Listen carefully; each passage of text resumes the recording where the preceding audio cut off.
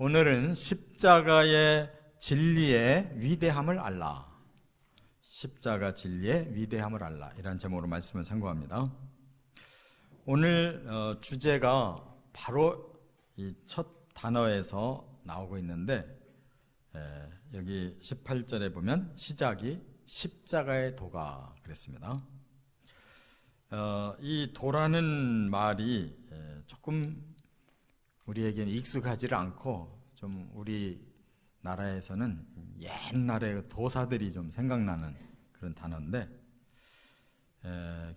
한자로 길도자를 써서 그렇습니다. 그러나 이 원어는 아주 익숙한 단어예요. 로고스입니다. 십자가의 도 그러면 바로 십자가의 로고스라는 단어인데, 이 로고스는 이제 하나님 말씀을 로고스라고 그래요. 그렇다면 이 하나님의 말씀이 바로 뭘 의미하느냐 하면 복음을 의미하는 거고, 그 복음이 진리를 의미하는 거예요. 그래서 요한복음에도 보면 하나님의 말씀은 진리다 그랬어요. 그리고 여러 신약 성경에 보면 이 복음 진리를 많이 붙였어요. 그래서 결국 십자가의 복음 진리의 말씀이다, 이렇게 우리가 해석하면 틀림이 없습니다. 바로 십자가의 복음 진리의 말씀이 얼마나 위대하냐라는 걸 오늘 본문에 우리에게 가르쳐 주시는 것이 바로 이 주제입니다.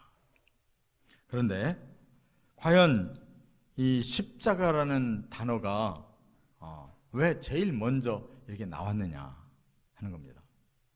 그것은 복음 진리의 핵심이기 때문에 십자가를 앞에다가 말씀했어요. 십자가가 뭐냐? 이 말씀이 쓰여지던 그 시대에, 로마 시대에는 사람들이 짓는 죄 중에서 가장 악독한 죄를 지었을 때 그 형벌로 주는 방법이 바로 사람을 십자가에다가 매달아서 온갖 고통을 다 받고 죽게 하는 방법입니다. 거기다가 박해를 당하던 그리스도인들은 한술 더 해서 아예 십자가에다 매달고는 거기다가 또 기름까지 끼얹고 불을 질러서 사람의 몸을 불태우면서 시내를 환하게 비추는 이러한 처참한 일까지 저지른 것이 바로 십자가였어요. 그런데 이것은 복음이라는 겁니다. 말하자면 사람들에게 모두 기뻐할 그런 소식이고, 이것이 진리라는 겁니다. 바로 하나님이 사람들에게 주신 최고의 진리가 바로 십자가 복음 진리라고 말씀하고 있어요.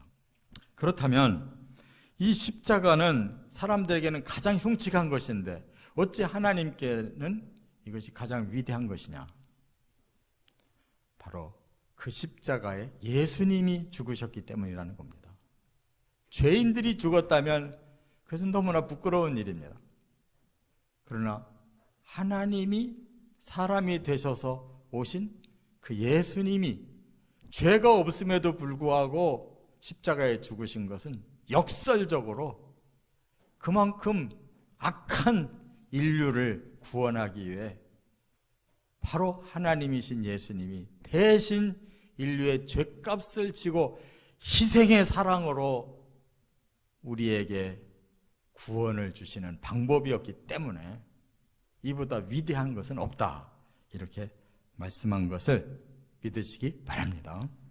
그래서 오늘 본문에는 이제 좀 더 구체적으로 십자가 복음 진리가 우리들에게 어떤 것을 주시는지, 우리는 위대한 십자가 복음 진리라고 고백할 수밖에 없는 이유를 세 가지로 풀어서 말씀했어요.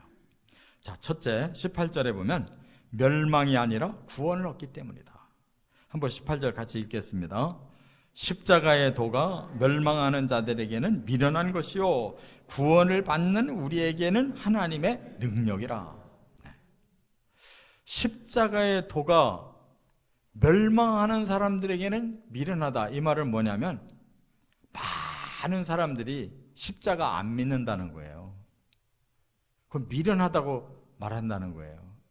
근데 진짜 미련한 건 그들이에요.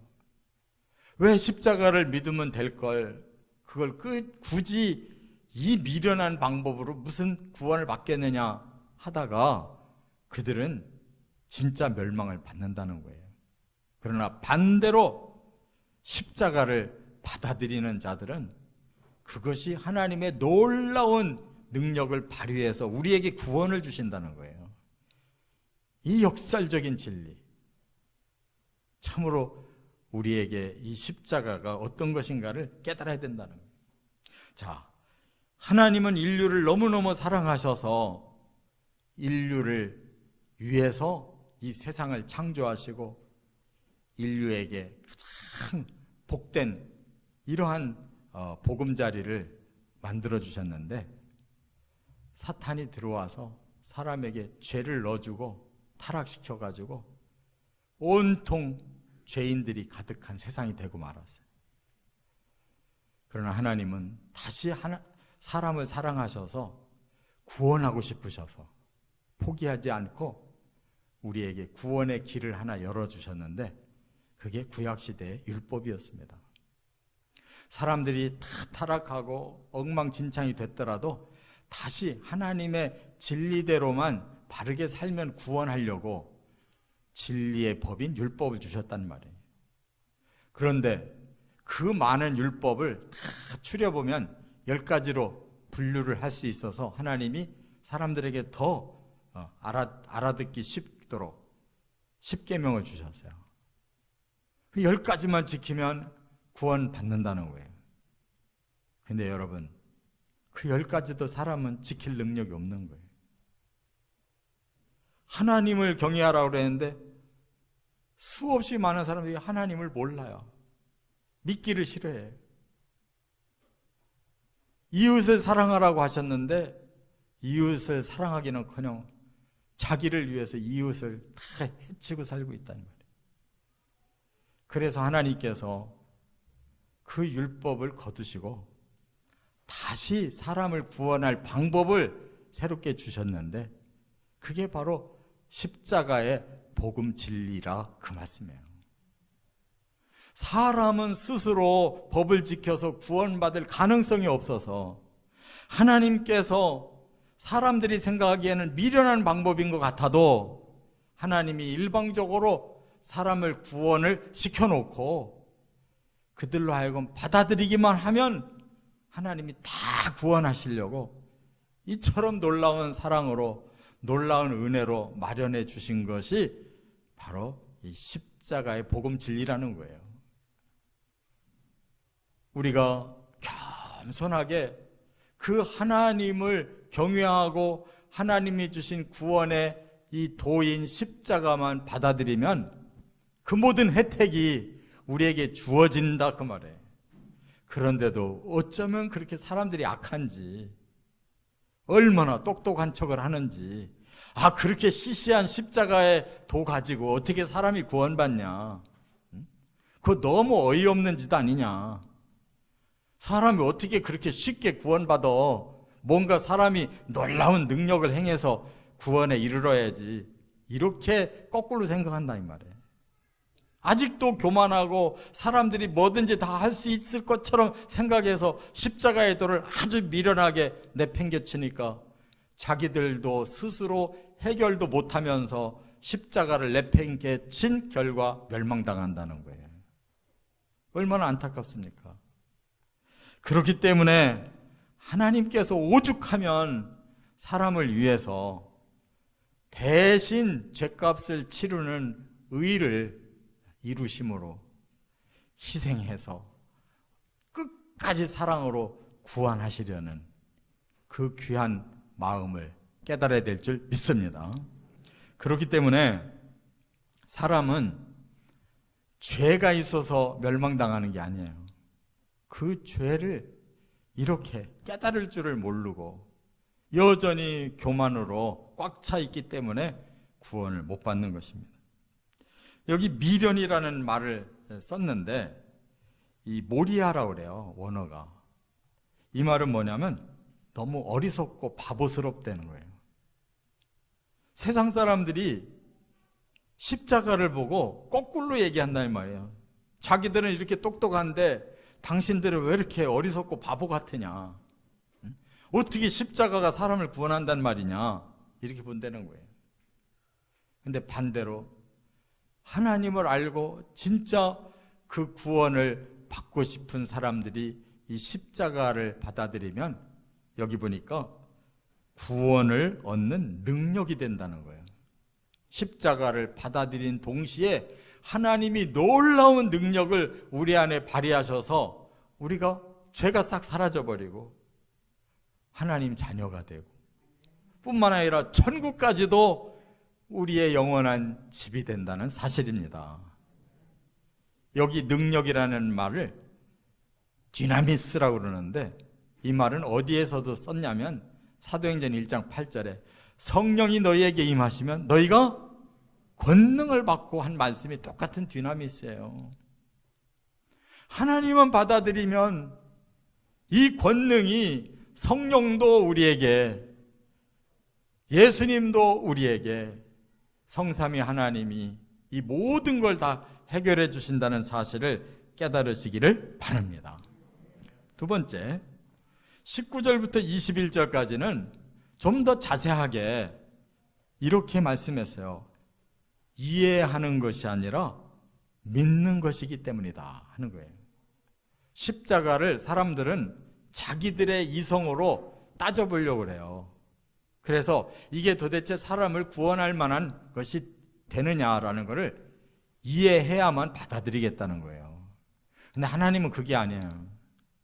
너희들이 이해할 수 없는 너무 깊고 오묘한 진리이기 때문에 그냥 너희 머리로 이해하려고 하지 말고 그냥 하나님 믿어라, 그 말이에요. 그래서 세상 사람들은 자기 머리로 이해 안 되는 거는 전부 미련한 짓인 거예요. 안 받아들여요. 진짜 미련한 건 사람 지혜를 대단한 걸로 여기는 게 진짜 미련한 것이다, 그 말이에요. 그래서 오늘 본문에 한번 21절을 읽어보겠습니다. 하나님의 지혜에 있어서는 이 세상이 자기 지혜로 하나님을 알지 못하므로 하나님께서 전도에 미련한 것으로 믿는 자들을 구원하시기를 기뻐하셨도다. 사람들은 죄는 마음껏 져놓고도 자기들은 언제나 훌륭한 사람인 것처럼 이렇게 생각을 해요. 그래서 사람들이 한없이 또 이렇게 죄를 짓기도 하지만 그래도 사람은 하나님이 지으신 그 형상이 조금은 남아있기 때문에 도덕도 있고 윤리도 있고 또 법도 세우고 그래서 사람답게 살아야 된다고 좀 정신 차린 사람들은 또 열심히 노력도 해요. 그래서 만들어낸 게 뭐예요? 철학을 만들어내잖아요. 그래서 만들어낸 게 사상이에요. 그래서 공산주의 사상이 더 사람들을 잘 살게 해주고 자유민주주의 사상이 더 사람들을 잘 살게 해주고 뭔가 그래도 사람을 더 훌륭하게 살게 하려고 사상도 만들어내잖아요.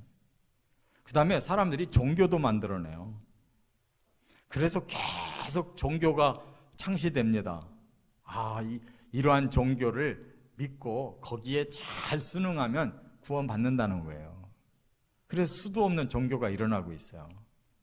심지어 사람들은 무속까지 믿어요.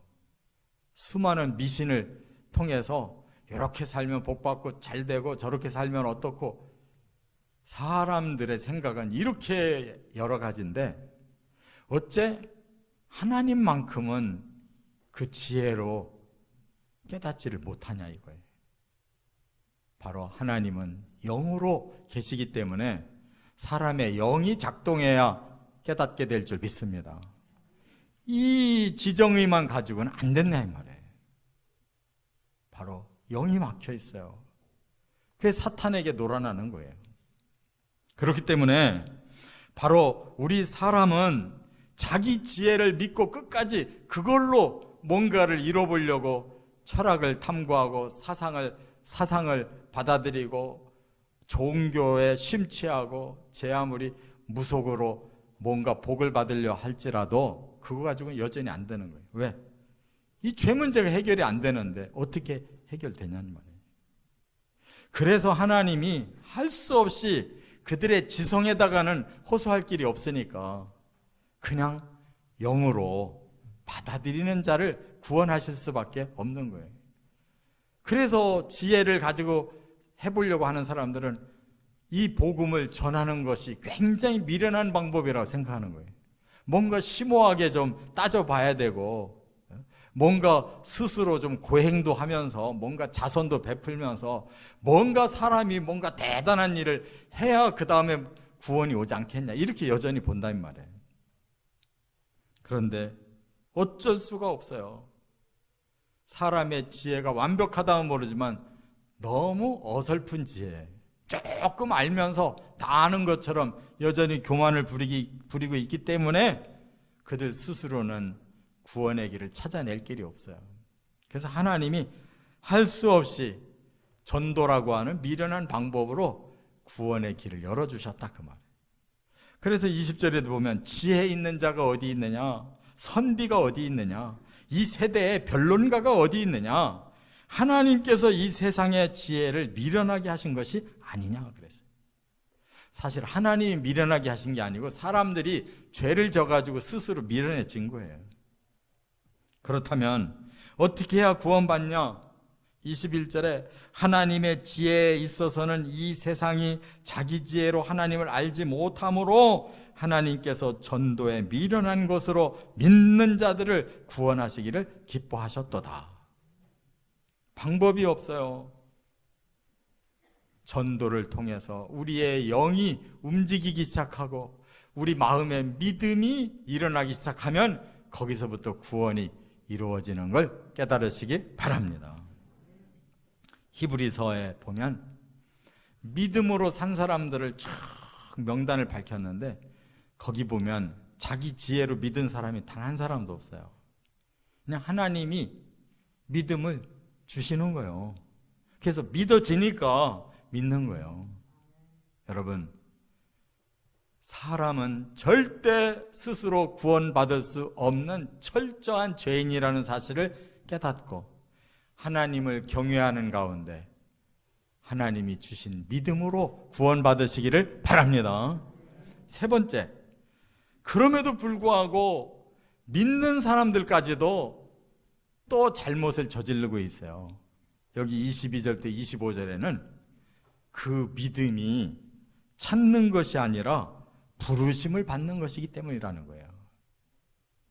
여기에서 우리 그리스도인들도 많이 깨달아야 돼요.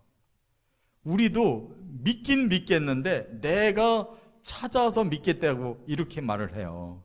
아니에요. 부르심이라는 하나님의 은혜를 받는 것이 믿는 거예요.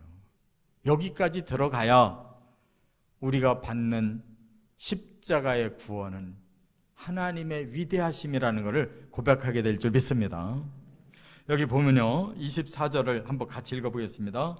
오직 부르심을 받은 자들에게는 유대인이나 헬라인이나 그리스도는 하나님의 능력이요 하나님의 지혜니라. 여러분, 유대인들을 왜 여기서 지적했냐면 유대인들은 믿기는 잘 믿는데 어떻게 믿느냐? 자기가 찾아서 믿어요.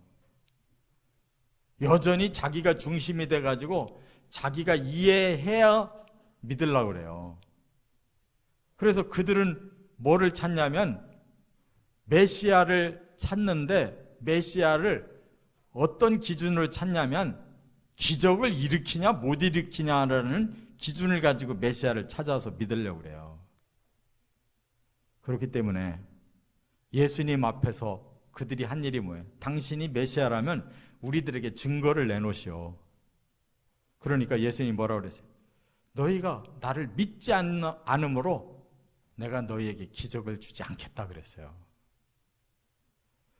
자기들이 찾는 그 메시아는 자기들에게 이해를 시켜야지 이해를 못 시키면 메시아가 아니라는 거예요. 여전히 자기들이 중심이 돼 있어요. 헬라인은 사상이 너무너무 발달한 사람들이에요. 철학이. 그래서 수도 없는 신을 만들어 놓고 그 자기들이 이해하는 사상으로 신을 믿으려고 하니까 못 믿는 거예요. 유대인이나 헬라인이나 똑같아요. 중심이 자기에게 있어요. 그런데 진짜 믿음은 그게 아니라 하나님께로부터 받는 것이라는 거예요. 그래서 어떻게 받느냐? 하나님이 부르신다는 거예요. 할렐루야. 사람은 아무 능력이 없어요. 그러니까 복음만 던져주신 게 아니라 하나님이 찾아오셔서 복음을 넣어주시는 거예요. 깨달으시기 바랍니다. 그렇기 때문에 우리가 믿고 나서 돌아보면 그때 아는 거예요. 아, 내 머리로 믿은 게 아니구나. 누가 전도했다고 해서 그 사람이 나를 설득한 거 아니구나.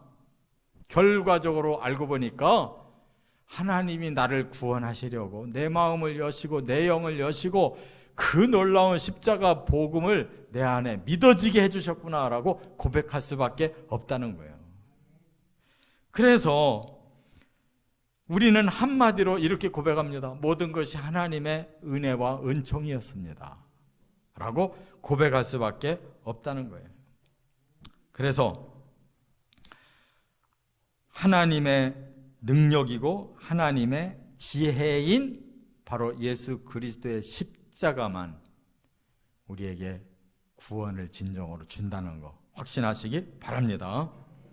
에베소서 1장 4절에 이 구원론을 이렇게 멋있게 풀었는데, 창세전에 그리스도 안에서 우리를 택하사, 참 놀랍지 않습니까?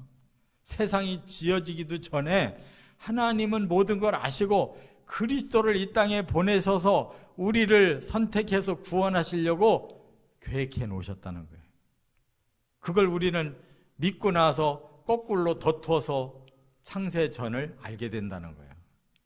또 하나, 우리로 사랑 안에서 그 앞에 거룩하고 흠이 없게 하시려고 그 기쁘신 뜻대로 우리를 예정해 놓으셨다.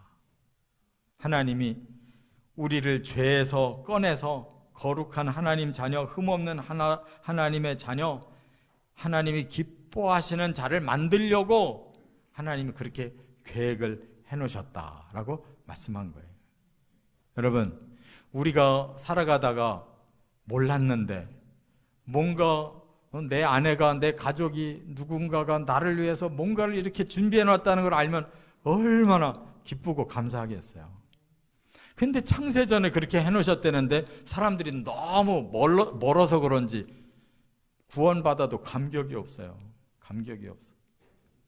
그래서 예수 그리스도로 말미암아 자기의 아들들이 되게 하셨다. 우리를 어느 정도로 구원하시냐면 하나님의 아들을 만드실 정도로 구원을 해놓으셨다는 거예요. 십자가만 믿으면 천국의 하나님 아들이 된다는 거예요. 그 천국이 우리의 집이 된다는 거예요. 할렐루야. 그러기 위해서 오직 은혜로 그 피를 우리의 죄를 속량하는 대가로 주셨다는 거예요. 세상에 이런 사랑이 어디 있어요? 이런 희생이 어디 있어요? 그래서 이걸 다 깨닫고 나면 하나님의 은혜뿐입니다. 우리는 도저히 믿음도 불가능한 자들인데 하나님이 이렇게 다 예비해 놓으시고 우리를 믿음을 열어서 구원 받도록까지 다 주셨습니다라고 고백할 수밖에 없다는 거예요. 이 부르심이 우리 안에 들려졌다는 사실 감사하시기 바랍니다. 본 회퍼가 이런 짤막한 말을 했는데, 은혜가 비싼 이유는 하나님이 자신의 아들을 대가로 세운 하나님의 희생 때문이다 그랬어요. 하나님 자신의 희생이 아니고는 우리가 이런 놀라운 구원을 받을 수가 없다는 거예요. 이 놀라운 은혜를 받을 길이 없다는 거예요. 너무너무 값비싼 은혜를 우리가 받았다는 사실, 이게 십자가의 복음 진리라는 사실이에요. 이렇게 감사하며 끝까지 십자가를 붙들고 천국까지 들어가시기를 주의 이름으로 축원합니다.